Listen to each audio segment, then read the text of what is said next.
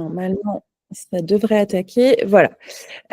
Et donc effectivement, c'est l'occasion, de vous rappeler que ces temps de webinaire, sont des temps, ultra importants qui comptent dans ce qu'on appelle la formation professionnelle continue des formateurs.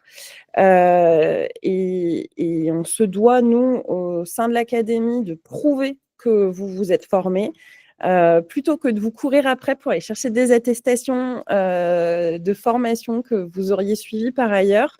On s'est dit que c'était chouette, de vous faire expérimenter ce qu'éventuellement vos stagiaires vivaient, notamment au travers, de l'intranet, avec, les émargements, avec, vos différents suivis. Et puis, que ce serait beaucoup plus simple pour nous d'aller collecter ces éléments de preuve de votre montée en compétences. Donc, pour rappel, on a désormais 2 formats. Le format webinaire qui dure 1h30 à peu près, et on va essayer de se tenir un rendez-vous toutes les 6 à 8 semaines. Et puis, ça nous permet d'échanger, de vous voir un peu et d'être un peu moins juste derrière un téléphone. Bon, on a encore quelque chose qui nous empêche de nous rencontrer physiquement, et encore que, pas pour tout le monde. Mais déjà, on vous voit et ça, c'est chouette. Et puis le deuxième format, c'est vraiment le format e-learning, qu'on vous propose et qu'on alimente, de mémoire une fois par trimestre. Voilà, et là, c'est souvent des séquences un petit peu plus longues. OK? Allez, j'arrête là pour, ce genre de petit rappel. Du coup, le sujet qui nous semblait important pour ce début d'année, c'était celui de la découverte client. Je ne vous cache pas que des fois, on fait des constats, avec Audrey qui nous font un petit peu mal au cœur, parce qu'on pensait vous avoir, délivré un outil, alors certes dense, mais qui était là pour faciliter votre connaissance, de vos clients et de vos stagiaires. Alors juste histoire de poser un peu le verbatim, stagiaire, c'est vraiment les apprenants que vous avez en face à face pédagogique devant vous, et un stagiaire peut être un client, ce qui est notamment le cas chez un indépendant. Quand vous avez affaire, à un indépendant, il va à la fois être l'acheteur de votre formation, mais également la personne qui la suit, pardon. En revanche, quand vous intervenez en entreprise, en inter ou en intra, hein, d'ailleurs, souvent, c'est un manager, un DRH, voire un chef d'entreprise qui vous achète la formation pour ses collaborateurs et qui ne va pas la suivre.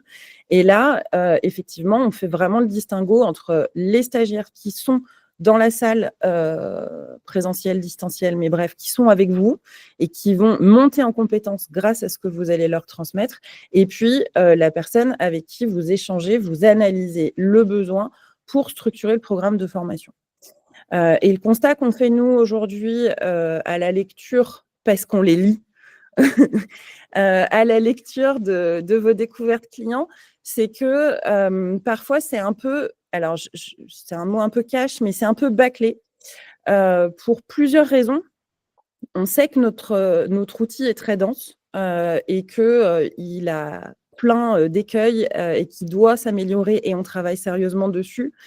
Mais surtout, ce qui nous interpelle, c'est que vous avez là l'opportunité de faire un véritable diagnostic global, du contexte et du besoin d'un client, et qu'en fait, vous passez à côté peut-être d'opportunités de pied dans la porte, d'opportunités de conseils, parce que certains d'entre vous, ne font pas que de la formation, il faut aussi du conseil.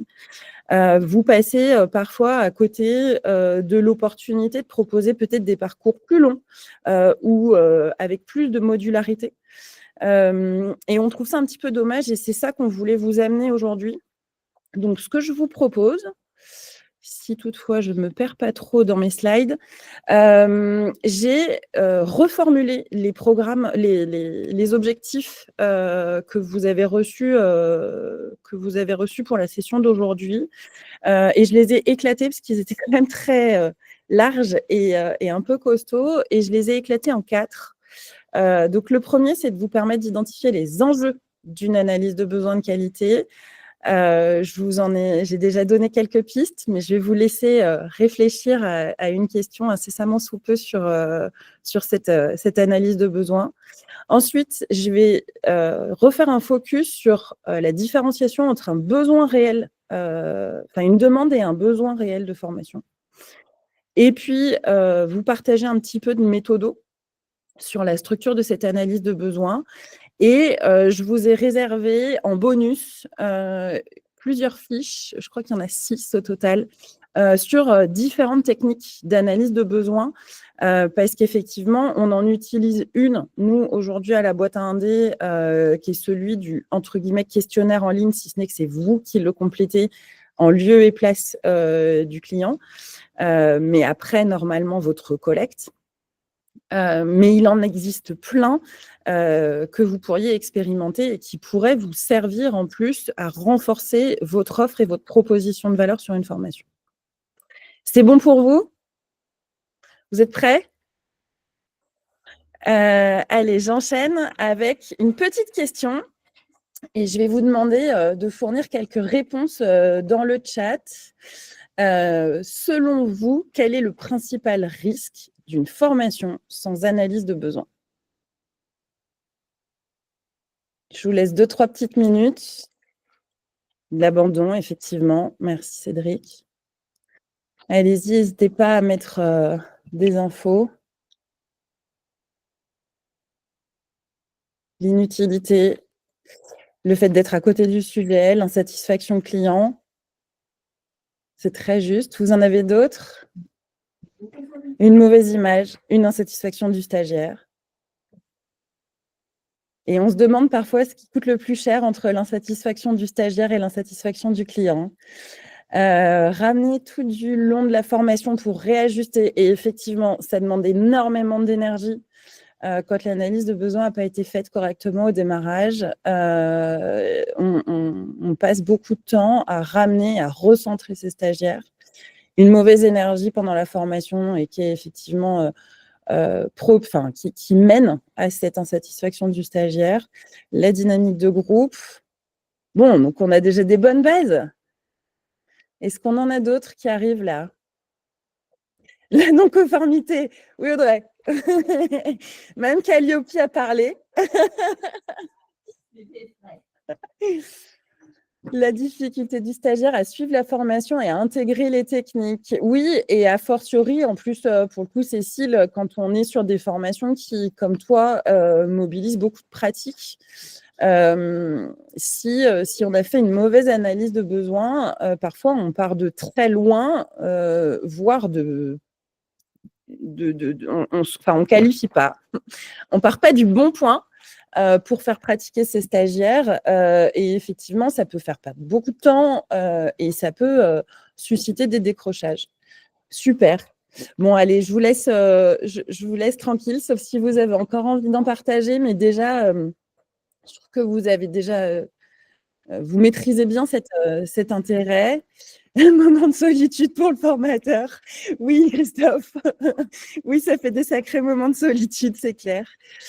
Moi, je vous ai réservé la grande insatisfaction personnelle et on en parlait en intro avec Cédric où effectivement, parfois, il faut aussi recentrer sur soi en tant que formateur et être capable de se dire, voilà, comment je me suis sentie, où j'en étais. Donc oui, être soi-même pas satisfait de sa formation, c'est quand même très dommage. Moi, je vous ai préparé quelques réponses. Évidemment, elles n'y sont pas toutes. Et puis, vous en avez évoqué un certain nombre. Une formation qui est non alignée sur les objectifs et notamment les objectifs business. Voilà, c'est effectivement cette dissonance entre la commande initiale et la façon dont c'est reçu par le stagiaire. Donc, c'est source d'insatisfaction.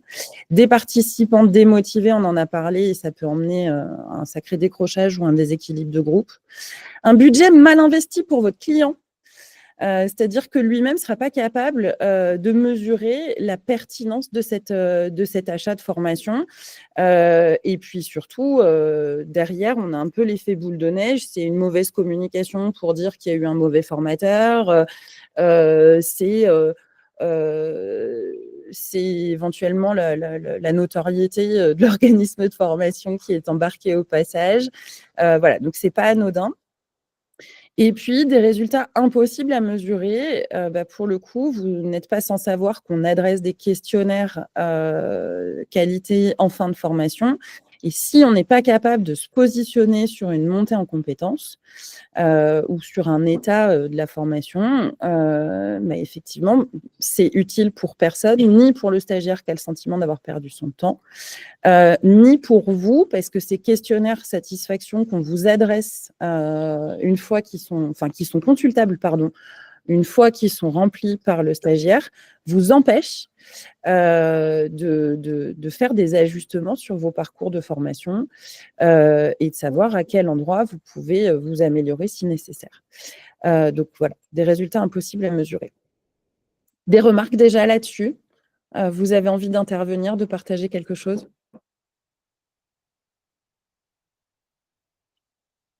Ok, j'enchaîne, je me donnais l'opportunité de boire mon café encore un peu chaud. Allez, la demande versus le besoin. Effectivement, il y a un gros sujet à maîtriser sur cette question. C'est que, alors j'aime bien toujours utiliser des définitions et poser un cadre. Vous avez cette notion de besoin exprimé qui est donc très explicite en général, et voire même, vous vous retrouvez avec un client qui a presque développé son cahier des charges. Il a fait sa petite liste, son marché. Il a préparé son panier en disant voilà quels sont les ingrédients que je veux voir dans cette formation.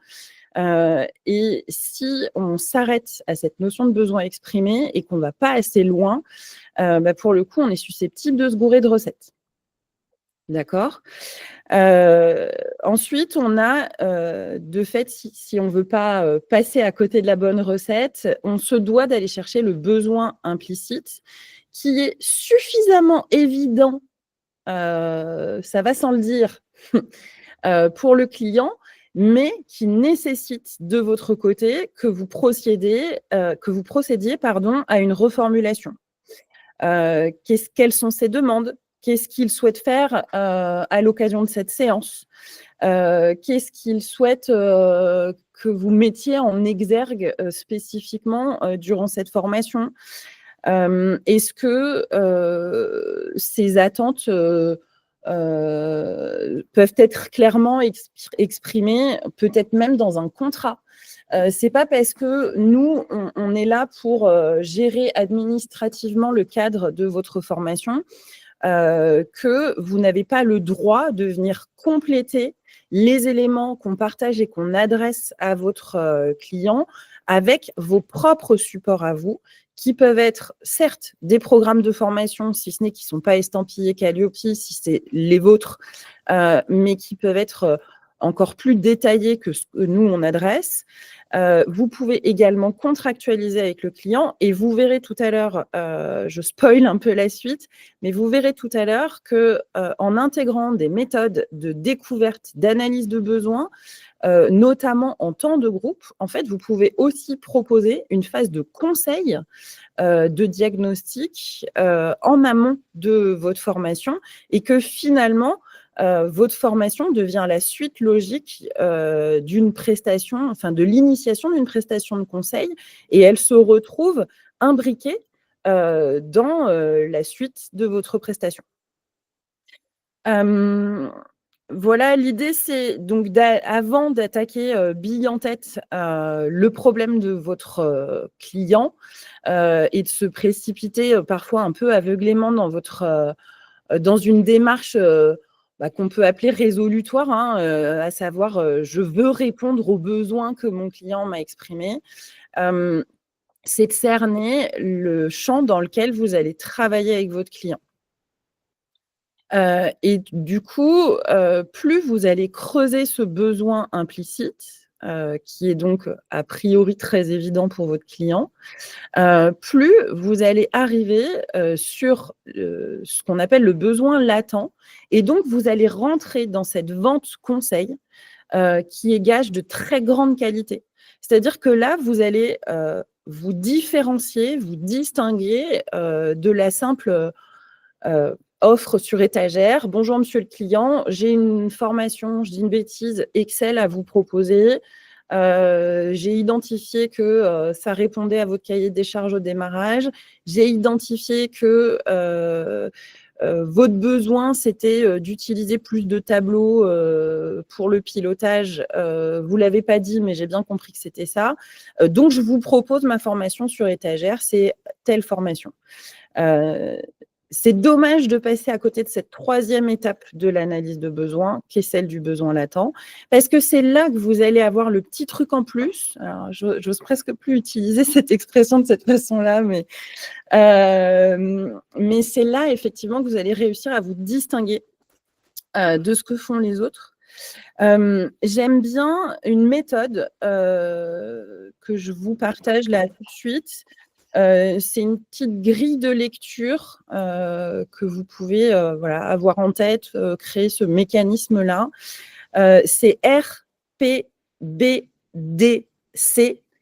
R pour réel, P pour problème, B pour besoin, D pour demande et C pour contrat.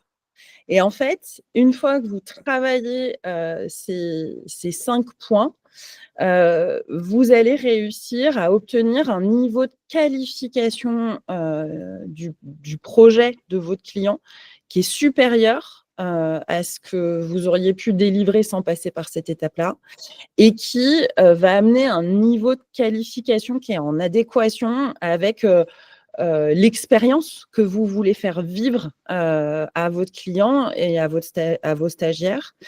Voilà. Donc, ne négligez pas ces 3 étapes.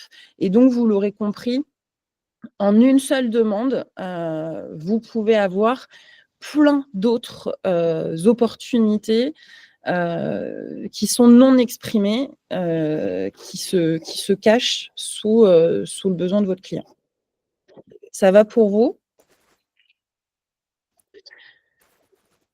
J'enchaîne avec la question du besoin. Alors, c'est des choses qu'on retrouve notamment dans des petits outils. Je ne sais pas si vous connaissez, c'est encore des lettres dans tous les sens. Je ne sais pas si vous connaissez le CQQ-COQP. Pour ceux qui sont là qui sont membres de l'académie depuis quasiment les débuts, notre découverte client qui a beaucoup évolué se basait là-dessus. Le CQQ-COQP, c'est comment, qui, quoi, combien, où, quand, pourquoi. C'est vraiment toutes les questions qu'on peut être amené à poser et qui vont organiser la logistique, les modalités, le prix, etc. Donc, si vous pensez à cadrer toutes ces questions-là, CQQ, COQP, j'en ai raté dans mon comptage de doigts. Vous allez, normalement, vous faites le tour de l'ensemble des questions.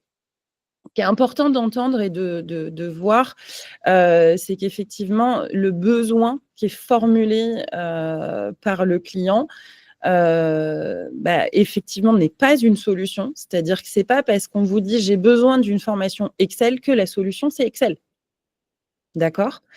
Ensuite, il doit être mesurable, c'est-à-dire que vous devez partir à la pêche aux infos auprès de vos clients, les questionner suffisamment pour savoir ce qu'ils en attendent et quels sont les résultats qu'ils veulent voir à la fin. Dans les autres méthodologies qui peuvent exister sur le cadrage, la définition et l'orientation, la structuration d'une réponse à un besoin, vous avez des critères de validation comme SMART, pour rappel, mais globalement, tout le monde le connaît. SMART, c'est spécifique, c'est-à-dire que votre résultat, votre objectif est clairement défini, il est mesurable, c'est-à-dire qu'on peut le quantifier, il est atteignable et il est réaliste, il est lié aux objectifs et puis pour finir, il est temporellement défini, donc il y a une échéance dans le temps. Et tous ces éléments-là, vont vous permettre de valider, le besoin, et d'avoir, l'outil de reformulation auprès de votre client pour lui dire: «Bon, si j'ai bien compris, votre demande, elle est celle-ci, on passe par là, on s'organise comme ci, on a tel, cadre dans le temps pour le réaliser» et cetera. Il existe plein d'autres méthodes, hein, je ne vais pas m'étaler outre mesure, on parle aussi, du son casse, qui est celui de, la sécurité. Est-ce que votre client a besoin d'être assuré pour son achat?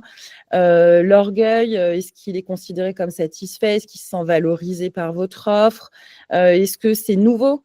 Quelque part, en quoi vous vous différenciez, de ce qu'on lui a présenté, jusque-là? Et notamment, cette vente conseil, je peux vous assurer pour en voir, régulièrement, que c'est finalement, très innovant que d'apporter cette vente conseil quand on va suffisamment loin. Est-ce que vous apportez du confort? Notamment par votre cadrage. J'ai un petit atelier que je faisais, régulièrement, que j'ai pas, réactivé depuis longtemps, mais qui est, sur les règles du jeu. Et en fait, on se rend compte que, plus on cadre au démarrage, plus on définit, les règles du jeu, plus on amène du confort pour tous les acteurs, vous comme votre client. Donc encore une fois, quand vous cadrez les choses dans le temps, en objectif, en réalisation, en mesure, en outils et cetera, vous amenez de la sécurité, vous amenez du confort dans l'achat que votre client a fait. Va se poser aussi la question évidemment, au travers du Soncast de l'argent, qui est un critère de comparaison qui est prioritaire pour vos clients, ça c'est une certitude. J'en profite pour poser là aussi, ce petit défaut qu'on peut, voir croiser régulièrement avec Audrey, c'est que quand on fait de la formation, on a la chance, souvent de pouvoir rendre ces formations éligibles à des financements, notamment au travers de Calliope. Mais j'ai tendance à dire que, il y a une inversion qui est faite entre le financement qui est finalement la cerise sur le gâteau et la valeur de votre offre. Trop souvent, on nous appelle au bureau en nous disant, «Je veux monter une formation de 14 heures, mes clients ont droit, à quoi mes clients ont droit?» Bon, la réponse, qu'on va formuler, c'est du présentiel ou du distanciel, parce qu'entre ces 2 schémas-là, on va avoir des tarifs, différents de prise en charge et encore pas chez tout le monde, mais bon bref, on va quand même poser cette question-là. Et je vais vous donner une cote mal taillée, partons sur 50 € de l'heure. Imaginons qu'on ait 50 € de prise en charge, ça veut dire, si mes calculs sont bons, qu'on doit être à 800 € de prise en charge et donc on a des formateurs qui vont nous dire: «OK, je vends ma formation 800 €». Mais non, mais non! La question est complètement différente. C'est qu'est-ce que tu vaux? Qu'est-ce que vaut ta formation? Quelle, attractivité tu apportes? Quelle différenciation tu as mis dedans? Quelle construction d'outils, tu as mis en place? Est-ce qu'il y a de l'individuel à certains moments? Est-ce que tu assures un service après-vente de ta formation? Quel temps tu y passes? Et en fait, non, on ne vend pas une formation 800 € parce que, en face, le client a 800 € de prise en charge.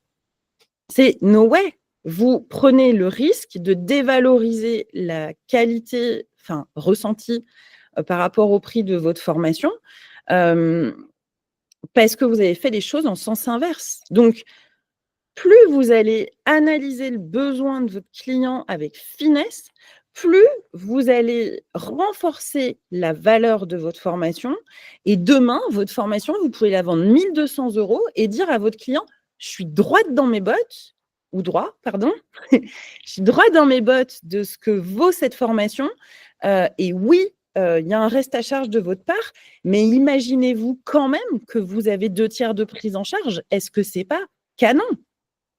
Et là, on se rend compte qu'on inverse complètement la vapeur parce qu'on a aussi pris le temps d'analyser les choses et de montrer en quoi on est vraiment différent. Donc, ce critère de comparaison qui est le prix, il est effectivement prioritaire quand on est, et j'en ai aussi des formations de catalogue sur étagère, c'est pas le sujet, mais il est aussi important, dès lors que vous allez amener ce truc en plus du conseil et de l'analyse de besoins qui va faire monter votre formation en qualité et qui va la différencier de ce qui peut être produit par vos concurrents. Et puis le dernier, c'est la sympathie. Et effectivement, plus vous allez prendre le temps d'analyser le besoin de votre client, plus vous allez aussi lui paraître sympathique. Je vous rappelle qu'il y a un principe commercial qui est quand même ultra important, c'est parlez-moi de moi, c'est ce que le client vous demande. Le client ne vous demande pas que vous lui étaliez tous les avantages, bénéfices, etc. de votre solution, mais l'inverse. Il veut savoir comment votre solution va lui changer la vie à lui. Et ce capital sympathie qu'on voit arriver dans ce fameux Soncas et qui vous permet de faire va vous permettre de faire la différence plutôt. Ça va jusque-là? Alors, j'enchaîne avec un exemple. C'est l'iceberg de la découverte client que vous découvrez sous vos yeux. Je continue avec mon exemple de formation Excel tout à l'heure. C'est rigolo d'ailleurs parce que je crois qu'on n'en a pas, on n'en a plus des formations Excel, mais c'est celle qui est venue. Donc, vous l'avez compris, la demande explicite de votre client, c'est « je veux une formation Excel ». Vous avez au-dessus de cette ligne rose, du coup, la surface visible, c'est exprimé par le client.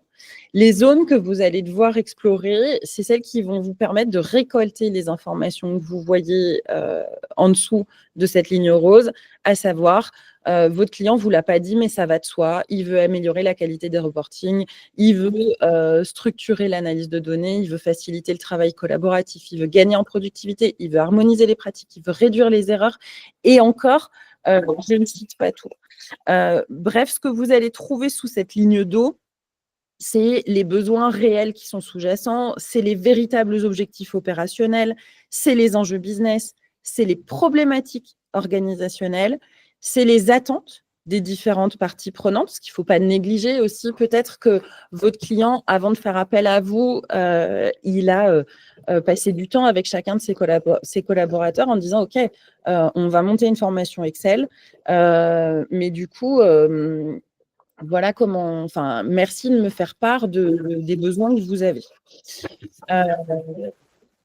Et en fait, ce fameux petit cahier des charges qu'il a déjà préparé peut vous délivrer, mais parfois il le néglige.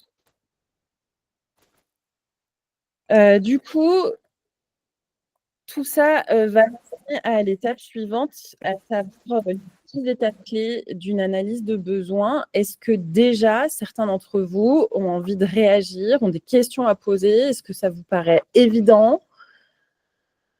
Qu'en pensez-vous?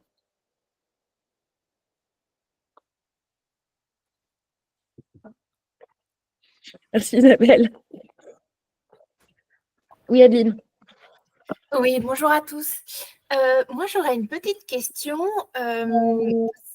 C'est que c'est vrai que finalement, le cahier des charges, plus il est étoffé, plus parfois il peut faire peur. Et des fois, on a tendance à se dire, ce que je vais faire, c'est le compléter. Et bon, alors moi, c'est réaction à chaud, mais ce que j'ai vu, c'est que plus je rentrais dans la complexité des cahiers des charges, moins ça marchait. Et plus la proposition, en fait, des fois, en fait, je voulais faire des propositions qui collaient et qui rentraient dans la complexité. Et je me suis rendu compte que plus on rentrait justement dans quelque chose de smart, moins, on va dire, plus essentiel,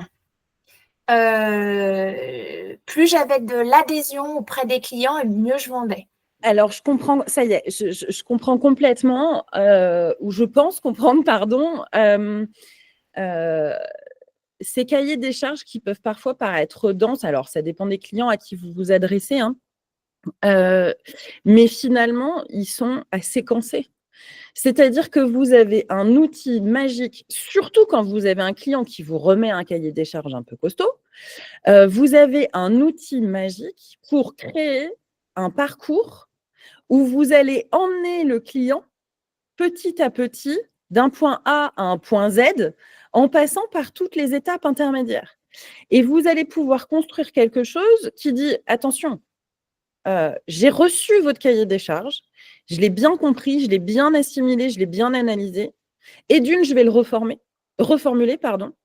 Et de deux, si vous êtes d'accord, on va le couper. Parce que je sais d'expérience que si on fait A, Z d'un coup, on en rate des bouts. Donc moi, je vais plutôt vous proposer un accompagnement sur 1 an qui va alterner formation, conseil, accompagnement individuel, accompagnement collectif, reformation, etc. Et qui va couvrir l'ensemble de votre besoin.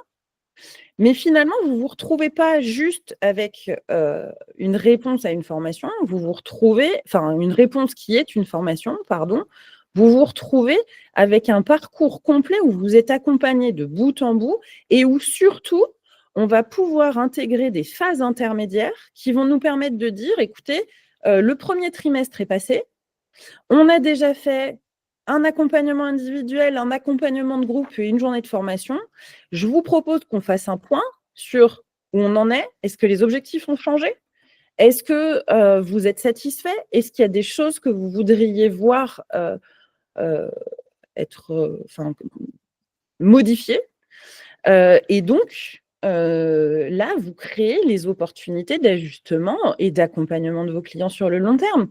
Mais c'est clair que si vous accueillez un cahier des charges où le client vous a dit « je veux 8 jours de formation » et que vous le prenez comme tel en disant « ok, monsieur le client, je te vends 8 jours de formation parce que c'est ce que tu as demandé », bah, en fait, vous passez à côté de ce qu'on a vu tout à l'heure, c'est-à-dire que vous passez à côté du besoin latent. Ça va?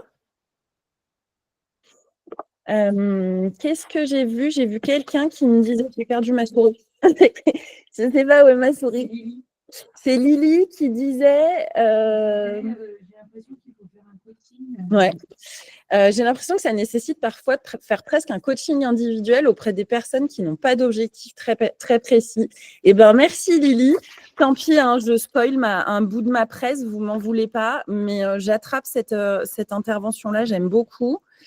Où est-ce que je vous ai mis ça? C'est dans mes bonus. Je vous en ai parlé je l'avais mis dans le programme. Je me perds moi-même dans mes propos. Je vous avais mis dans le programme la question des focus group.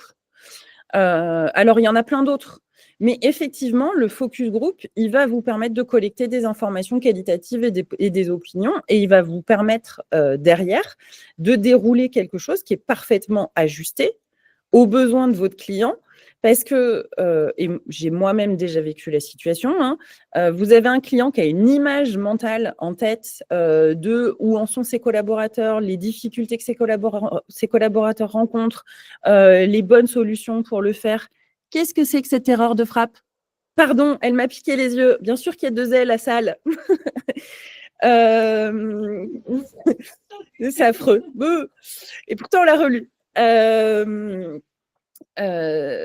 me suis perdue moi-même. Donc, effectivement, votre client, il va avoir une image mentale de où en sont ses collaborateurs et quels besoins ils ont. Sauf que vous savez, et d'une pas toujours quelle est la relation de l'équipe managériale avec les collaborateurs et l'équipe technique. Donc, vous ne savez pas si ça communique très bien entre les deux. Et si vous n'allez pas plus loin dans le contexte que l'entreprise traverse, les objectifs qu'elle s'est fixés, les challenges qu'elle a à dépasser pour le trimestre, le semestre ou l'année en cours, vous allez passer à côté d'une information clé qui va vous permettre de vous dire, est-ce que mon client est raccord avec l'ensemble de son équipe? Et si la réponse est non, il n'y a qu'un focus group ou ce type de format, pareil, hein, je vous en ai mis d'autres. Vous avez les observations terrain, vous avez les ateliers de co-construction, vous avez les groupes nominaux vous avez l'immersion. Bref, il y en a plein. Il y a plein de méthodes qui vont vous permettre de faire le meilleur diagnostic. Et encore une fois, ça a une valeur dans vos formations. Vous pouvez dire à votre client, monsieur le client, avec un cahier des charges de cette taille-là, en fait, je suis désolée, mais moi, j'ai besoin qu'on prévoie. Donc, vous l'avez vu, hein, des fois, c'est juste, allez, 2 heures. Je vais vous vendre 2 heures de plus, mais pour être sûr que je monte le meilleur programme de formation pour vos collaborateurs, qu'on crée et d'une de la satisfaction, et de deux, qu'on les fasse réellement monter en compétences. Donc oui, Lily, je suis super d'accord.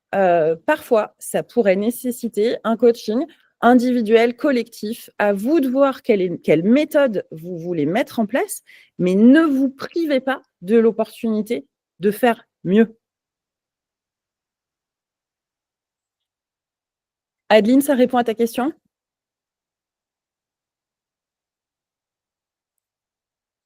Cool, super. Est-ce qu'il y avait d'autres réactions? Super. Bon, bah, j'enchaîne. Je vous propose donc les 6 étapes clés d'un processus d'analyse de besoins. Donc, vous les voyez là, je ne vous les reprends pas, on va quand même les détailler. Mais effectivement, il faut comprendre qu'il y a cette notion de je passe une étape après l'autre. Et si notre formulaire de découverte client est aussi long, c'est pour vous permettre, vous contraindre de passer par ces étapes. J'en profite, même si je sais que l'IA fait des miracles, et on l'utilise beaucoup, nous, au bureau, et je trouve que c'est un outil génial pour beaucoup de choses. Donc, je suis la première convaincue de l'IA. Je le pose là, qu'on soit bien d'accord. Je suis la première convaincue de l'IA. En revanche, vous l'aurez compris, à la fin de notre Soncast, on a cette notion de sympathie. Et jusqu'à preuve du contraire, aujourd'hui, l'IA ne l'a pas. Aujourd'hui, l'IA n'a pas de sympathie. Elle n'a pas cette relation client. Elle a le souci de répondre quoi qu'il arrive, d'accord? Mais ça ne fait pas la sympathie. Et on a, parce qu'on a l'œil et le bon, on a des découvertes clients qui sont remplies par l'IA. C'est dur, quoi. Quand même, c'est dur, quoi. Alors, franchement, et puis en plus, on peut même pas être berné parce qu'on l'utilise tellement tous les jours qu'on voit. Prenez le temps, s'il y a un sujet, autant un programme de formation assisté par l'IA, je trouve ça génial. Ça permet parfois même de se dépasser. Il y a des propositions qui sont faites dans l'IA quand on prompte bien. Et d'ailleurs, Julie, tu me confirmeras ça, mais il me semble que le prochain webinaire est un webinaire IA. Je ne sais pas si… C'est exact. Yeah. Voilà, donc le prochain webinaire est un webinaire IA. Donc vraiment, il y a des supports, des méthodes, il y a des choses pour lesquelles c'est super pertinent d'utiliser l'IA, mais pitié, pas dans la découverte client, quoi. Pitié. Bon, c'était une parenthèse. Alors, viens parler là parce qu'ils ne vont pas t'entendre. Audrey, elle croyait qu'elle pouvait rester cachée derrière son ordinateur. Bonjour. Au-delà d'utiliser l'IA pour faire ses découvertes clients, moi, ce qui me gêne le plus, c'est quand vous avez 4 ou 5 clients sur une même session, que j'ai exactement les mêmes découvertes clients. C'est-à-dire que j'ai les mêmes réponses aux besoins et aux objectifs attendus par le stagiaire. Et alors voilà, je retoque pas tous les job forms parce que à un moment donné, je ne peux pas. Mais j'aimerais bien qu'il y ait cette conscience de chacun, d'avoir en tête que j'adresse la formation à une personne, un individu. Et cet individu, est-ce que je l'ai sondé? Est-ce que je lui ai posé les bonnes questions? Et est-ce que mon formulaire, c'est le même qui est pour Micheline et le même pour Hervé, quoi? Ben, en fait, peut-être que non, peut-être que oui, mais est-ce qu'il y a des choses qui doivent différer ou pas? Enfin, voilà. Je voulais juste dire que je vois. Bon, vous l'aurez Je vois. compris, on a des messages à passer, mais on va vous faire ça avec souplesse sur la Retourne dans suite. mon bureau. Euh, euh, On a aussi un indicateur Calliope, donc nous à respecter. Je vous rappelle que c'est nous qui sommes garantes de cette conformité au référentiel. Et d'ailleurs, il n'y en a pas qu'un, il y en a 3 des indicateurs qui parlent de l'adéquation de la proposition de formation aux besoins du client. Et effectivement, ça, c'est des sujets sur lesquels on se doit, nous, d'être vigilantes. Et cette découverte client, elle n'est pas juste là pour vous casser les pieds. Et d'une, vous l'aurez compris, j'espère, elle est business pour vous. Et si on s'appelle la boîte à indé, c'est aussi parce qu'on veut soutenir le business des formateurs. Et puis, elle est aussi qualitative. Et encore une fois, cette qualité, certes, c'est nous l'organisme de formation, mais elle est aussi pour vous, cette qualité, parce que c'est sur vos programmes que la note de qualité est déposée. Voilà, ça c'était la petite parenthèse conformité référentiel national qualité. Donc, on arrive sur cette fameuse première étape, fameuse, j'espère qu'elle l'est. Première étape de l'analyse de besoins, qui est la clarification de la demande. Je vous reprends ici 3 petites questions toutes simples. C'est qui est le demandeur, quel est le contexte, quels sont les enjeux exprimés. Je vous conseille, et ça c'est un petit tips, de toujours noter par écrit, vraiment, la demande initiale. Écrivez-la, il faut qu'elle soit notée quelque part. Et d'une, ça la rend parfois un peu opposable au client qui vous dit « Non, mais je suis finalement pas satisfait, mais attendez, monsieur le client, votre demande initiale, c'était ça. Et moi, je peux vous montrer qu'on a coché la case de la demande initiale. » Ça, c'est le premier sujet. Et le deuxième sujet, c'est que c'est ça qui va vous permettre de dérouler le fil. C'est votre bobine de démarrage. Et plus vous allez vous y référer régulièrement en disant « On est d'accord que votre demande initiale, c'était ça et je suis toujours dans ce sujet-là », plus ça va être structurant aussi pour votre client en termes de réception. Imaginons pour les besoins de l'exercice que votre demande initiale, ce soit « Nous voulons une formation management pour nos chefs d'équipe ». À ce moment-là, vous allez pouvoir clarifier en disant qu'est-ce qui vous fait dire qu'il y a un besoin de formation en management, est-ce qu'il y a eu des événements déclencheurs, quels sont les impacts que vous observez actuellement. Ensuite, vous allez pouvoir aller collecter des informations sur le turnover des équipes, le climat social, les incidents récents, des résultats d'évaluation annuelle, etc. Encore une fois, je poursuis avec un gros warning, ne vous contentez pas jamais de la première formulation, impliquez vos décideurs et je le redis, formalisez par écrit votre demande initiale. Ça va?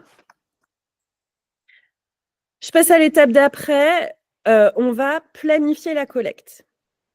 Très concrètement, l'idée est ici de vous permettre d'identifier des sources d'informations, de choisir vos méthodes de collecte et de créer votre plan de cueillette. C'est très en lien avec ce qu'on évoquait, Adeline, tout à l'heure, c'est que si vous jalonnez, vous créez des étapes dans votre découverte client sans vous précipiter en vous disant « Ah la vache, j'ai un client, il m'appelle pour démarrer une formation dans 2 semaines parce que c'est urgent. » Et d'ailleurs, parenthèse, si un client vous dit que la formation est urgente, c'est l'opportunité de dingue pour prendre son temps. Parce que plus la formation est urgente, plus le besoin est urgent, plus vous allez vous rendre compte que vous allez manquer d'informations et c'est là que vous allez créer de l'insatisfaction à la fin parce que votre client, finalement, il a formulé sa demande initiale de « je veux une formation management » et il ne vous a pas dit tous les pépins qu'il rencontrait. Donc, ayez-le en tête, si on vous dit « cette formation est urgente », il y a de grandes chances qu'il faille prendre son temps. Moi, je vous dis ça, je vous dis rien. Donc, quand je vous dis planifier votre collecte, l'idée, c'est surtout de dire à votre client: «Monsieur le client, je vais avoir besoin d'un certain nombre d'informations». Par exemple, je suis toujours sur ma demande de formation management. J'ai besoin des fiches de poste, j'ai besoin des entretiens annuels, j'ai besoin des procédures annuelles, internes, pardon. J'ai besoin des indicateurs RH.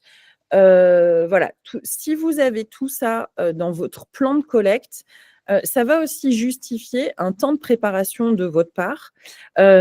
Et surtout, ce qui est important, et c'est le deuxième tips sur le processus d'analyse des besoins, c'est que prévoyez des temps d'entretien.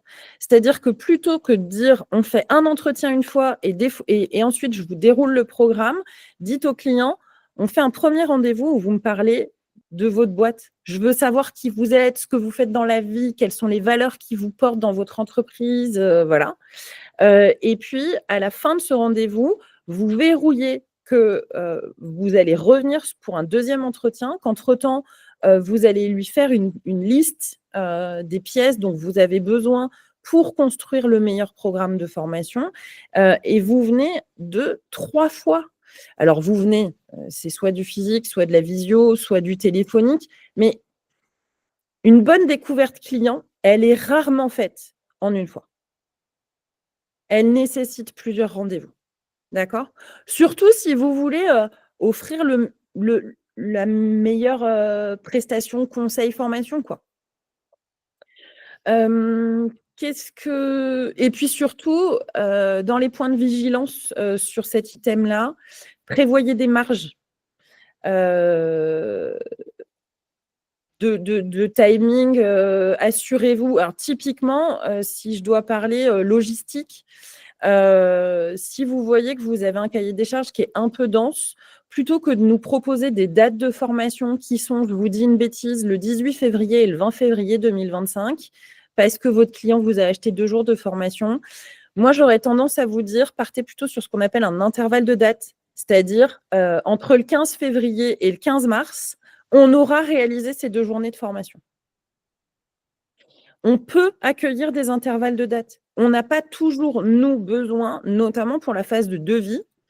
On en a besoin pour envoyer les émargements, mais pour la phase de devis, on n'a pas toujours besoin que vous nous partagiez des dates précises. Plus vous aurez cette latitude de marge, que ce soit pour vous, pour votre client ou pour les collaborateurs de votre client, parce que parfois, impliquer les collaborateurs, c'est aussi un vrai challenge, hein, surtout quand on a fait une découverte client et pas stagiaire. Faire en sorte que les collaborateurs ne se fassent pas porter pâle le jour de la formation, parfois, c'est un peu technique quand même. Donc, prévoyez ces marges-là, elles peuvent être importantes pour mobiliser ou remobiliser un groupe. J'enchaîne, sauf si vous avez des questions. La troisième étape, c'est réaliser l'analyse. Donc, à l'appui de l'ensemble des pièces que vous avez collectées au préalable, effectivement, vous prenez le temps de, par exemple, créer des guides d'entretien, par exemple, créer des questionnaires, par exemple, créer des grilles d'observation. Alors ça, c'est spécifique à mon exemple RH, management dont je vous ai parlé tout à l'heure. Hein. Mais l'objectif, c'est que vous ayez des outils de restitution et des livrables à transmettre à vos clients. D'accord ? Petit point pratique, quand vous faites des questionnaires ou des livrets à compléter, ou bref, il y a plein de choses, prenez toujours le temps de tester vos outils. C'est quand même trop dommage de délivrer un questionnaire auquel votre client ne peut pas accéder parce qu'il est obligé de vous demander un droit en écriture pour y participer. Les demandes d'accès qu'on voit très régulièrement sur les Google Forms. En fait, au moment où il se connecte, il a l'intention d'y répondre. S'il doit faire une demande d'accès et que vous n'êtes pas dans la seconde à valider la demande d'accès, vous risquez de perdre l'opportunité de la réponse de votre client. Donc, pensez-y, testez vos outils en situation réelle et pas en mode connecté où vous êtes connecté, où l'outil vous reconnaît, etc. Ou faites-le tester. Mais vraiment, pensez-y, c'est pas anodin, quoi. Voilà, qu'est-ce que je peux vous donner d'autre en point de vigilance? Évidemment, c'est d'adapter vos outils au contexte. C'est clair que si vous avez des collaborateurs en entreprise qui ne sont pas outillés en matériel informatique, ça va peut-être être un petit peu compliqué de leur proposer des tests en ligne. Donc, pensez à éditer, à les rendre éditables, ces tests-là, pour pouvoir les collecter ensuite. Et puis, prévoyez des alternatives si toutefois, pour 1000 raisons, il n'y a pas de connexion, il n'y a pas, etc. Ayez toujours un plan B sur l'ensemble de vos outils. J'arrive plus à avancer. Hop. Ensuite, vous avez la réalisation de l'analyse. Donc, évidemment, l'objectif, c'est d'analyser votre clientèle cible, c'est d'analyser des tâches, c'est d'analyser des compétences. Et le petit point pratique que je vous livre là, c'est de croiser au moins 3 sources différentes. Donc, pour rappel, dans les sources, vous allez en avoir plein. Elles sont spécifiques à votre domaine, à votre secteur d'activité. Et effectivement, l'objectif, c'est de l'analyser et de l'étudier juste typiquement, pour vous citer des sources, parmi les plus courantes, vous allez avoir le site internet de l'entreprise. Entre ce que vous allez voir, lire, consulter sur le site internet de votre client et ce qui résulte de l'entretien que vous avez avec lui, vous allez peut-être identifier des dissonances. Vous allez peut-être ne pas retrouver des choses qui sont dans le site que le client vous a dites et qui vous paraissent essentielles. Qu'est-ce que vous allez avoir aussi les outils de communication d'une manière générale, pas que le site internet, mais peut-être aussi les outils de communication interne. Bref, l'idée, c'est vraiment que vous puissiez aller gratouiller un petit peu partout, partout où vous pouvez mettre votre nez pour croiser vos sources d'analyse de besoins et vous assurer que entre ce que le client a formulé et ce qui est visible de l'extérieur, voire ce qui vous remonte. Encore une fois, je vous le montrerai dans le bonus, mais ce qui peut remonter de 2 heures d'observation en entreprise. Là, vous allez avoir vos sources différentes qui vont vous permettre d'analyser les tâches, d'analyser l'attribution des missions, d'analyser un suivi de performance, d'analyser la façon dont l'entreprise communique en interne. Vous allez pouvoir identifier plein de choses. Voilà, l'objectif là dans vos opportunités d'analyse, c'est vraiment de rester factuel, de noter les verbatims et autant que faire se peut de quantifier. C'est-à-dire que si on vous dit 60% des collaborateurs ne sont pas formés à cette méthode-là et c'est pour ça qu'on veut les former, notez-le. On veut que, j'en sais rien, on veut que, je ne trouve pas. On voudrait que 80% de nos managers mettent en place des points réguliers en équipe. C'est pareil, notez-le. Mais déroulez aussi ce chiffre, ok ? Mais 80% de vos managers, c'est-à-dire qu'il n'y en a que 20% qui font des points en équipe. Donc, du coup, ces 20% qui font des points en équipe, est-ce qu'ils ont des bonnes pratiques à partager? Est-ce qu'on peut les mettre en situation de tutorat, de mentorat du groupe? Allez creuser ces opportunités-là. C'est bon? Je continue avec l'analyse des résultats. J'en ai bientôt fini, hein, vous l'avez vu, on est sur le 5e et derrière, je vous fais une petite synthèse, donc je devrais réussir à tenir mon propre timing. Dans l'analyse des résultats, il y a la façon dont vous allez compiler les données, identifier des écarts, définir des indicateurs, etc. Typiquement, dans l'exemple que je vous ai donné tout à l'heure, où je vous ai dit on voudrait que 80% de nos managers fassent des points réguliers. Peut-être que si vous commencez à identifier les écarts, vous allez vous dire, OK, donc on a un objectif de 80, mais quid des 20 restants? Est-ce que les 20 le font déjà? Est-ce qu'ils n'ont pas besoin de le faire? Si oui, pourquoi? etc. Et c'est là que vous allez commencer à travailler intelligemment avec ces chiffres qui vous sont donnés par vos clients et qui vont vous permettre d'avoir une proposition la plus adaptée et la plus innovante. Comme je le disais tout à l'heure, imaginons que dans notre écart 80-20, vous en ayez 80% à former, mais 20% qui le font déjà. Ça peut être canon de proposer une forme de mentorat par les 20% qui pratiquent et de les impliquer et de créer cette synergie d'équipe entre managers. Par exemple, juste ne vous contentez pas des chiffres qui vous sont donnés, allez les questionner au-delà de ce qu'on vous a délivré, parce qu'en fait, vous avez une opportunité de dingue de faire une découverte client différente et différenciante. Petit tips aussi à cet endroit-là, sur cette partie-là du processus, distinguez et soyez très vigilants à le faire, distinguer fait et interprétation. Quand un client vous dit, vous donne un chiffre, est-ce que c'est quelque chose qui est réel ou est-ce que c'est ce que lui croit percevoir? Et comment est-ce qu'il en est arrivé à ce chiffre-là? Voilà. Dans les points de vigilance, au même titre que Lily disait tout à l'heure, oulala, mais en fait, des fois, on frôle le coaching, voire le consulting. Effectivement, ça va nécessiter de votre part que vous hiérarchisez les priorités. Pour faire un peu cliché, dans le monde de la formation, on voit très souvent des parcours de formation en 3 étapes. Une première étape débutant, une deuxième étape intermédiaire et une troisième étape expert.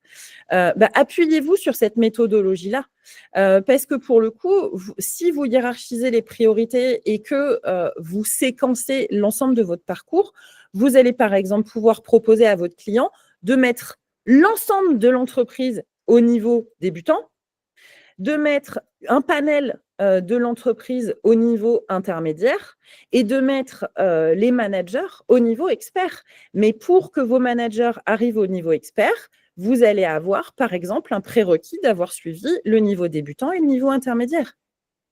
Ne négligez pas le fait d'emmener vos stagiaires le plus haut possible dans ce que vous pouvez délivrer. Voilà, dans les points de vigilance également, distinguer les causes et les conséquences. Je vous le disais, fait interprétation, on n'est pas très loin non plus. Et puis, chiffrer. Pensez à chiffrer les impacts. C'est une question qu'on vous pose dans la découverte client. On vous demande, alors je ne sais plus comment elle est formulée exactement, mais on vous dit, pour votre client, qu'est-ce qui sera un gage de réussite de cette formation? Et parfois, on revoit à l'identique la question de la demande initiale. C'est-à-dire que, je reviens sur mon exemple de tout à l'heure où j'avais Excel. Le client vous dit « je veux une formation Excel », ça c'est la demande initiale. Et parfois, on voit en guise de réponse à cette question-là, mes collaborateurs seront formés à Excel. Non, le gage de réussite. Qu'est-ce qui fera que pour toi, cette formation, elle aura atteint ses objectifs? Elle aura atteint ses objectifs parce qu'on aura réussi, je reviens sur mon iceberg, on aura réussi à faciliter le travail collaboratif. On aura réussi à harmoniser les pratiques au sein de l'équipe. Ça, c'est un gage de qualité pour votre client. C'est ça qu'on vous demande dans la découverte client. C'est ce point-là qu'il faut dissocier et finalement, cette question de la découverte client, elle est là pour vous aider à identifier la zone à explorer et le pied dans la porte que vous n'auriez pas mis. J'en suis où? Je suis perdue. Non, je suis au bon endroit. Et je termine du coup avec la dernière étape de l'analyse de besoin. Vous l'avez compris, hein, on n'est toujours pas rentré en situation de formation. On est toujours dans la découverte et dans l'identification des besoins des clients. Alors, il y a des étapes qu'on peut raccourcir, il y a des étapes qui sont adaptées ou qui ne le sont pas. Juste, l'objectif, c'est que vous ayez ce schéma-là globalement en tête. Donc, la dernière étape, c'est présenter le rapport.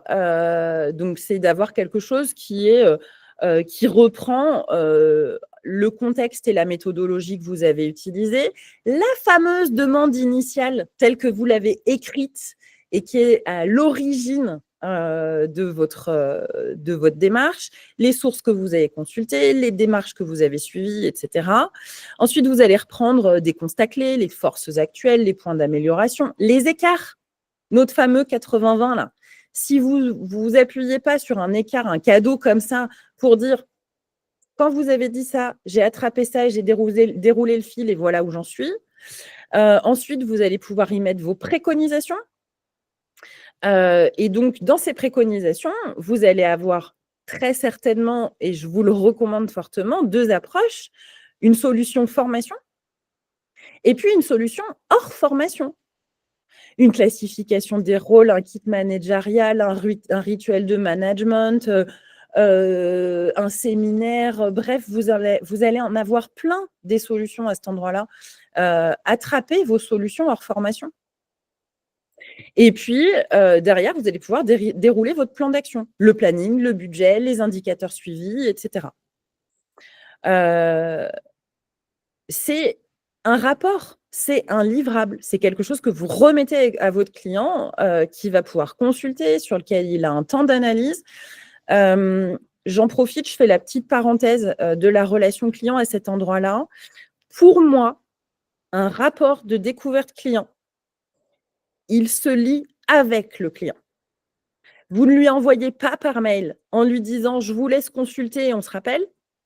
Vous lui dites « j'ai fini mon rapport ». J'ai quelque chose à vous présenter, mais même si c'est 3 slides, mais je voudrais qu'on déroule ensemble ce livrable que je vous ai préparé. Et vous, l'idéal, c'est d'aller en rendez-vous, si vous pouvez. Sinon, vous faites une vidéo et vous n'avez pas besoin d'y passer 2 heures, vous y passez 30 minutes. Mais vous assistez la lecture. Il ne lit pas seul. C'est plutôt au sens commercial du terme. OK ? Et je le dis, c'est pas parce que ça s'appelle rapport que ça peut pas faire 3 slides. Ça peut être parfaitement synthétique. La seule chose, c'est qu'il faut que ce soit orienté solution. C'est bon pour vous? J'ai quasiment terminé. Qu'est-ce que vous préférez? Vous avez des questions? Vous avez envie d'intervenir? On fait la synthèse tout de suite. Qu'est-ce qui vous va le mieux?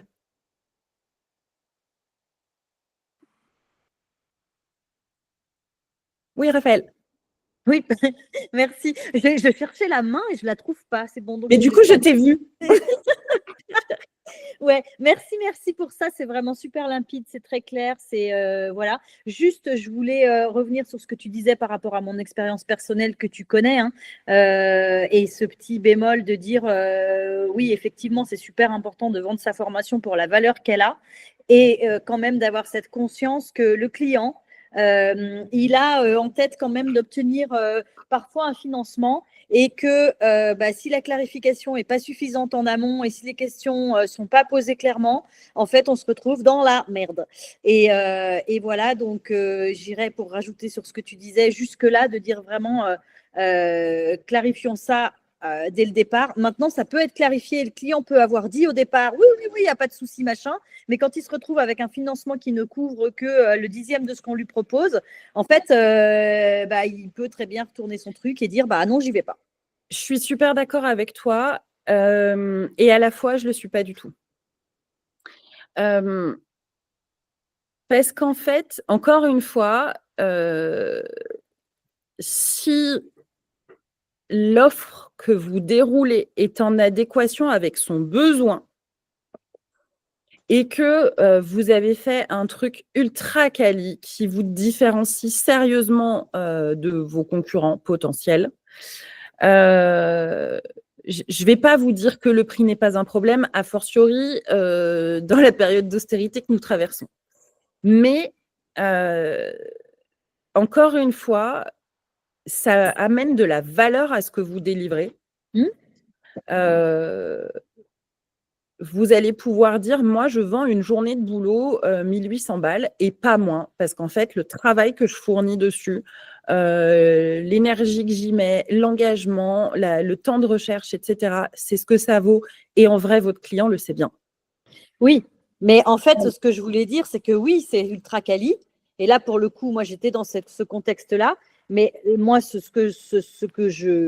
dont je m'aperçois, c'est que l'accompagnement qu'on fait de ça est vraiment essentiel et la clarification aussi de la volonté du client et de son vrai besoin, finalement, quelque part. Oui, mais je suis d'accord, Raphaël, mais en toute honnêteté, si vous regardez tous les acteurs qui gravitent autour d'une entreprise, j'en sais rien, moi, la société de ménage, les graphistes, la boîte de pub, la boîte de référencement web, j'en cite et des meilleurs. Enfin, j'en passe et des meilleurs.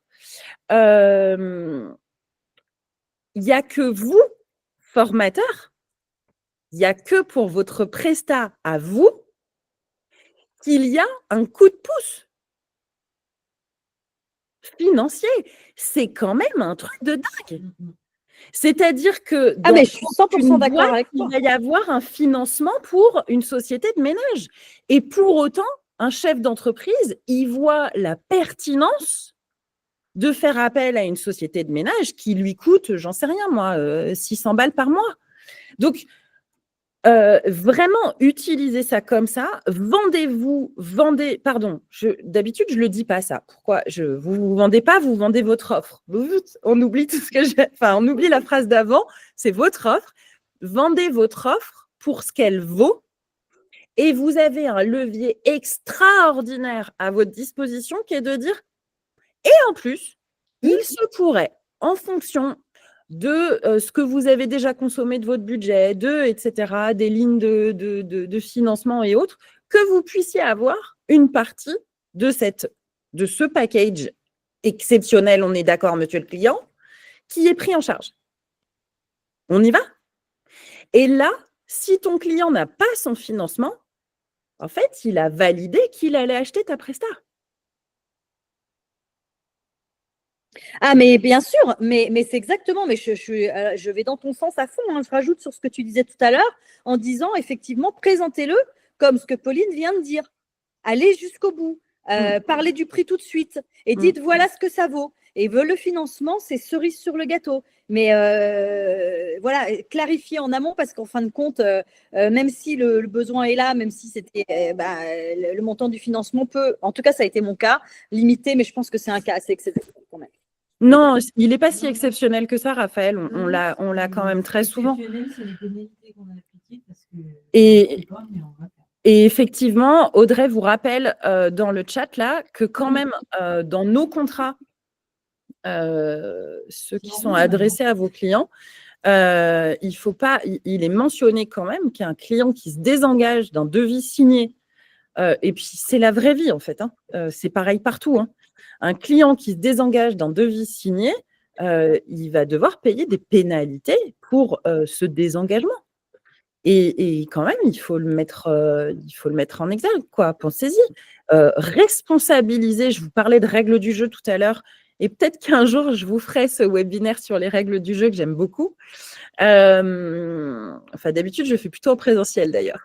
Mais responsabilisez aussi vos clients parce qu'on en a trop qui signent des devis et qui signent des conventions et qui derrière disent « Oh finalement, j'ai plus envie. On s'en va. » Alors, je vous rappelle quand même au passage, en pénultième parenthèse de ce webinaire, je vous rappelle quand même au passage que nous, à la boîte à indé, on distingue deux choses. On distingue l'annulation du report. Donc, un client qui annule, là, on va lui appliquer des pénalités pour le responsabiliser. Et encore une fois, on est dans la même équipe que vous. Et l'objectif, c'est quand même vraiment de lui faire comprendre que ça ne se fait pas. Ce n'est pas des pratiques respectueuses. Donc, ça ne se fait pas de bosser comme ça. En revanche, on va lui donner la possibilité sans frais d'appliquer un report et de dire finalement, on n'est pas prêt là maintenant, mais si on est accompagné, si machin, si truc, on sera prêt dans 6 mois et cette formation, on la suit dans 6 mois. D'accord? Annulation et report, ce n'est pas la même chose chez nous. Juste par souci du timing, et je verrai s'il nous reste encore un petit peu de temps pour intervenir, mais je sens qu'on a des passionnés en face, là. Je vois Isabelle qui fait ça. Je voulais vous partager ma petite synthèse. Alors, j'aime beaucoup les mind maps. Je trouve que ça permet effectivement de retenir des mots-clés, des informations clés. Ce que je voulais mettre en exergue donc, sur cette analyse de besoins, c'est 4 choses essentielles. Les points clés, qui sont finalement les règles du jeu, les principes de démarrage de votre collaboration avec votre client. Le pourquoi, pardon, je suis dans le sens inverse des aiguilles d'une montre, si toutefois ce n'était pas clair pour vous. Le pourquoi. Pourquoi est-ce que votre client veut suivre la formation? Pourquoi est-ce que vous avez monté les choses comme ça? Qu'est-ce qui vous a, vous, motivé dans votre démarche? Je n'avais pas vu que j'avais des problèmes de mise en page comme ça. Je corrigerai ça. Ensuite, vous avez Calliope. Eh bien oui, il est relas. Calliope avec nos indicateurs 2, 9 et 22. Juste pour mes mots, le 2, c'est informer le public et les parties prenantes sur les modalités d'accès à la formation, sur le fait de décrire, de diffuser les prérequis, les objectifs et les contenus adaptés. Le 9, c'est adapter les actions au public bénéficiaire. C'est la capacité que vous avez à proposer votre petit truc en plus, le sur-mesure que vous allez amener dans votre programme de formation qui fera que ça n'est plus un programme sur étagère. C'est l'adaptation des modalités pédagogiques. Donc, c'est comment est-ce que vous allez créer de la participation, de l'engagement, de la gamification. Bref, il y a plein de sujets dans cette adaptation. C'est également l'évaluation des modalités pédagogiques à la fin. Et puis, dans l'indicateur 22, c'est décrire vos processus et vos procédures. C'est comment est-ce que vous avez réalisé votre analyse de besoin. Donc là, vous n'avez pas le choix, c'est nous qui cadrons ce truc-là. Et justement, notre découverte client est très appréciée de notre auditrice qui trouve qu'elle va loin. Donc, si en plus, elle pouvait être utilisée, ce serait canon. Et puis ensuite, c'est de documenter les étapes et les méthodes utilisées. Donc, tout ce que vous allez pouvoir expliquer comme outil, comme information que vous avez récolté à l'occasion de vos rendez-vous clients, c'est du plus sur cet indicateur 22. Voilà, et je termine avec donc, ces fameux livrables où vous allez avoir vos indicateurs de réussite, vos comptes rendus d'analyse, la création de votre programme qui est ultra adapté. Et votre compte rendu d'analyse, c'est aussi un peu votre garde-fou et votre contrat avec votre client. C'est-à-dire que si un client vous dit moi, mon objectif, c'était d'arriver là et pour moi, vous n'y êtes pas, à un moment, vous pouvez aussi le renvoyer à ses responsabilités en lui disant « Je vous rappelle qu'on a fait un livrable, qu'on a écrit ça, que la méthode que j'ai utilisée, elle servait à ci, elle servait à ça. Si vous voulez un autre résultat, il faut qu'on en reparle et qu'on recrée un parcours ou une offre ou ce que vous voulez. » Ça va. Je passe très rapidos donc sur mes bonus. Je vous referai la mise en page parce que j'ai un truc à foirer sur ma bascule. Je bosse sur Canva habituellement et en le basculant en PowerPoint, ma mise en page s'est un peu écroulée. Je suis désolée. Donc, simplement, je vous ai mis 5-6 fiches. 5, 6, 7, je crois qu'il y en a 7, sur des méthodologies d'analyse de besoins. Donc, je les reprends, mais je les ai déjà déroulées rapidos tout à l'heure. À chaque fois, elles sont construites de la même façon. Vous avez l'intitulé, le but, le format, la logistique qui est nécessaire pour cette méthode-là, la durée, et puis une proposition de structure de votre analyse. Salut David, qui est parti, je crois, déjà. Donc, le focus group, l'entretien individuel, les observations terrain pour récap, pour analyser des pratiques réelles, identifier des écarts.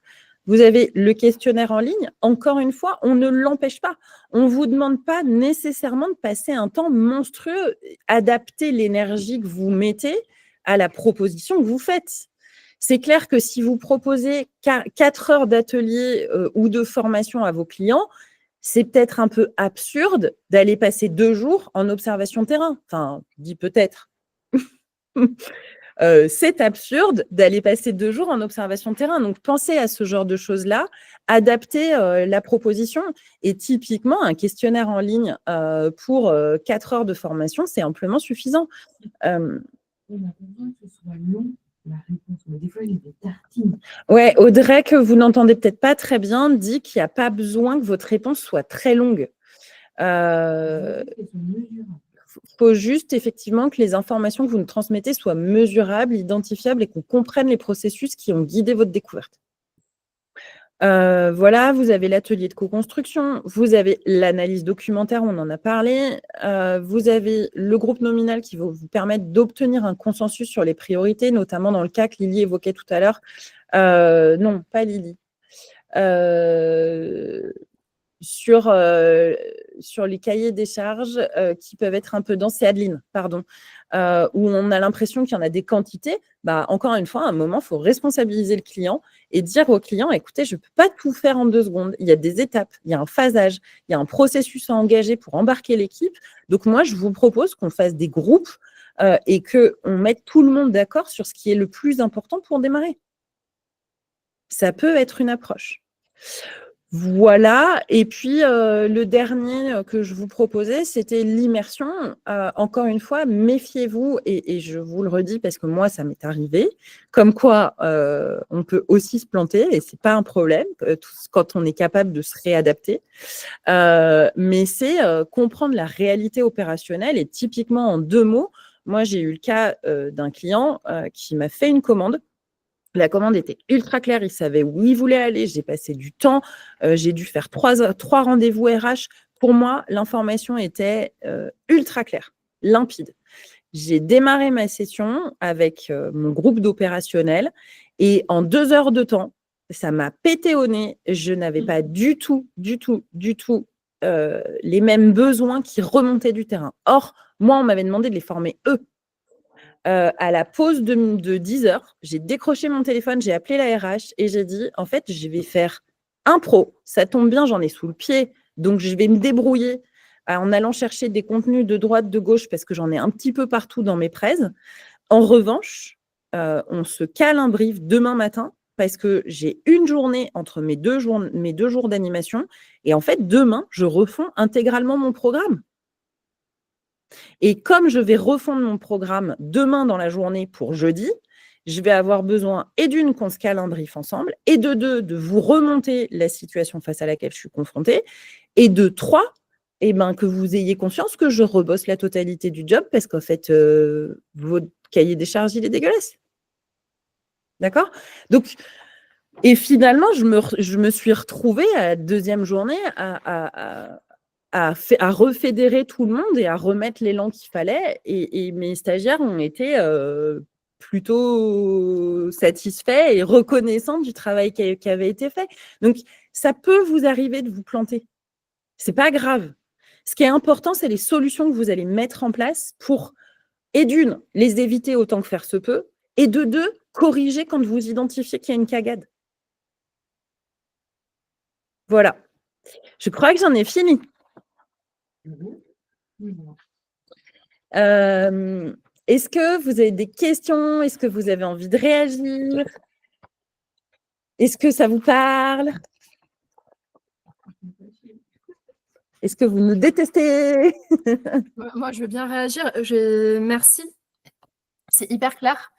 Et c'est chouette de re-responsabiliser le client aussi. Moi, j'ai eu un fail monumental il n'y a pas très longtemps avec un client qui m'a fait une commande longue comme le bras et en fait pleine de dissonance entre ce qu'il voulait que je fasse et ce dont ils avaient vraiment besoin. Donc merci, ça fait du bien et puis ça donne plein de pistes hyper concrètes aussi pour améliorer cette étape-là. Donc c'est top, c'est hyper professionnalisant. Merci.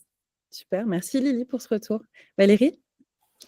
Merci pour cette présentation et surtout tes alertes.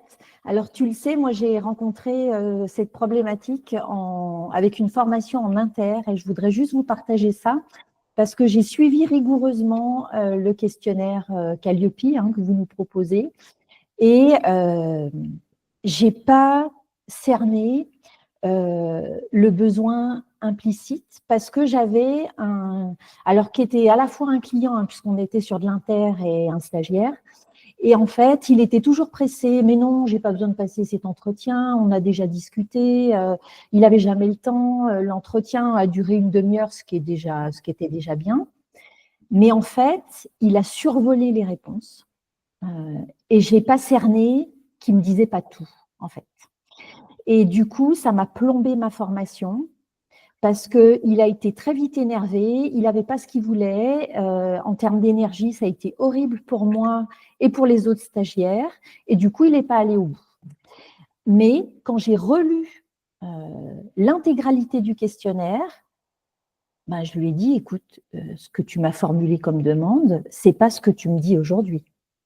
Donc, être capable de faire ce rapprochement est essentiel pour lui dire, si tu m'avais dit clairement que c'est ça que tu voulais, j'aurais pu te dire que c'est pas ça que tu allais obtenir. Donc ça, c'est la première chose. Et juste pour finaliser, pour la formation d'après, j'ai été hyper vigilante sur le contenu de mes questions et être sûre que j'avais tiré le fil vraiment de tous les besoins de mes stagiaires. Et ça a tellement bien marché que lors du premier jour de formation, j'avais mes 6 participants et ils m'ont dit « Mais comment tu as fait pour qu'on soit tellement en harmonie tous ?» Ben, je lui dis, j'ai juste veillé à ne rien rater de vos besoins et ça a marché. Donc, c'est subtil, hein, mais c'est hyper important pour faire en sorte qu'il y ait cette cohésion et que tout le monde soit en phase avec les besoins de la formation in situ, en fait, une fois qu'on y est. Mais tellement, vous le faites pour le client, vous le faites pour vous aussi. Et merci Valérie de partager ça. Parce qu'effectivement,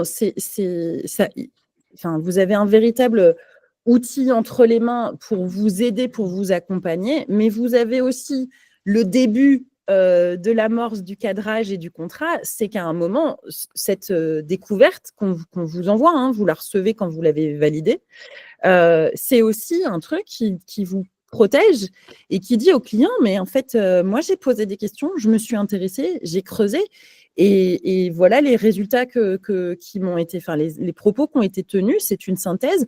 À la limite, rien ne vous empêche de le remettre en forme, parce qu'évidemment, vous ne pouvez pas envoyer nos supports, enfin, du moins esthétiquement, ce n'est pas foufou à envoyer, vous pourriez, hein, ils vous appartiennent. Mais c'est quand même pas canon d'un point de vue esthétique, mais rien ne vous empêche de réutiliser ces réponses que vous avez mises, de les coller dans un mail ou dans un autre livrable en disant « Monsieur le client, si j'ai bien compris, le contexte c'est ça, vos besoins c'est ça, la réussite d'une formation c'est ça, est-ce qu'on est bien d'accord, est-ce qu'on y va ?» C'est le sujet. Adeline. Oui, merci beaucoup parce que vraiment, c'est très concret. Moi, ce que je retiens surtout, c'est qu'on a le client et on a également nos stagiaires. Et qu'il y a un moment donné, il va falloir être en empathie avec les deux et peut-être pas forcément utiliser aussi les mêmes outils pour pouvoir aller chercher les besoins. Le besoin clé en fait pour chacun. Et c'est vrai que ça, la qualité finalement de la formation, elle va être aussi de pouvoir s'adresser à tous parce que finalement, quand Valérie est en face des 6, de ces 6 stagiaires et que de l'autre côté, en fait, le client est pas forcément… la commande, en fait, doit être complètement raccord. Il y a quand même un écart. Comme tu le disais, Alors, cet écart-là, si on doit s'ajuster en 24 heures, c'est foireux, quoi. J'attrape ça, Adeline, merci pour cette perche qui me permet de placer cette thématique-là. Vous avez effectivement dans votre relation client la découverte client, mais vous avez dans votre relation stagiaire ou apprenant, je ne sais pas comment vous les appelez, les questionnaires préalables à la formation. Nous, aujourd'hui, on s'appuie sur la façon dont vous avez rédigé vos objectifs, et c'est pour ça que pour certains, on vous demande de les reformuler. Mais on s'appuie sur la façon dont vous avez rédigé vos objectifs pour rédiger les questionnaires préalables à la formation. D'accord ?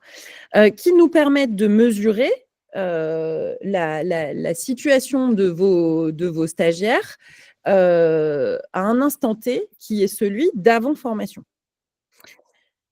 Première chose, prévenez vos clients qu'il faut et que vous avez besoin que vos stagiaires soient impliqués dans la réponse à ce questionnaire préalable. Si ma mémoire est bonne, on l'envoie 7 jours avant le début de la formation. le questionnaire préalable. Dès que possible, on l'envoie. Ça, c'est la première chose. Donc, ne négligez pas cet outil-là pour vous permettre, dans la semaine qui précède votre formation, de faire des ajustements et d'identifier qui est votre groupe. Vous pouvez les consulter sur l'extranet. Ça, c'est la première chose. La deuxième chose qu'on ne dit peut-être pas assez, c'est que nous, on a un standard, on a un template pour ce questionnaire préalable à la formation, mais on peut l'ajuster. On peut vous laisser la possibilité de rajouter des questions, de rajouter des formats de questions. Donc, n'hésitez pas à nous dire, Audrey, Pauline, j'ai besoin d'une question supplémentaire, de 2 questions supplémentaires, de 10 questions supplémentaires. Attention, hein, parce que 10 questions sur un questionnaire préalable à la formation par un apprenant, l'apprenant, il va vous détester. D'accord? Donc, nous, on a des choses de Calliope qu'on doit mettre dedans, donc on n'en enlèvera pas. En revanche, on peut en rajouter. Donc, ayez ça en tête. Vous allez pouvoir affiner votre connaissance de vos apprenants au travers de ce questionnaire préalable. Et plus vos apprenants sont sensibilisés par leur hiérarchie, voire par les messages que vous leur adressez pour répondre rapidement à ce questionnaire, plus vous allez amener de la qualité et de la relation apprenant dans votre formation. OK ? Et dernière chose par rapport à ces questionnaires de formation, le questionnaire à chaud, donc de fin de formation, est identique. Il n'est pas identique parce qu'on a la flemme. Il est identique parce qu'en fait, vous allez pouvoir mesurer une évolution de avant la formation, je savais faire ça, à la fin de la formation, je sais faire ça. Et jusqu'à preuve du contraire, on ne peut comparer que des choses identiques. Donc, c'est exactement le même pour que vous puissiez identifier une progression pédagogique. Voilà. D'autres choses? D'autres remarques, d'autres réactions? Non, bah, on va juste respecter le timing. C'est bien aussi, 10h30. Nickel. Un grand merci à tous pour votre participation. C'est toujours un grand plaisir d'interagir avec vous, de vous écouter, de vous voir. On y pense de plus en plus, mais on voudrait vraiment vous réunir. Et Julie l'a mis dans le chat. Le prochain webinaire, c'est le 21 mars. Et effectivement, la thématique tournera autour de l'IA. Très belle semaine à tous.